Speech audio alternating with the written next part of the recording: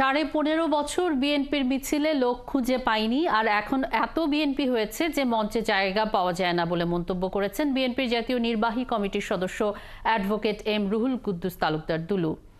শুক্রবার বিকেলে নাটোরের তেবাড়িয়া ইউনিয়ন বিএনপি আয়োজিত এক জনসভায় প্রধান অতিথির বক্তব্যে তিনি একথা বলেন। রুহুল কুদ্দুস তালুকদার দুলু বলেন, যারা আওয়ামী লীগের লোকের সঙ্গে হাত মিলিয়ে বিএনপির উপর হামলা করেছে তাদের যারা দলে নিয়ে আসবে সেই সকল নেতার ব্যবস্থা আগে নেওয়া হবে।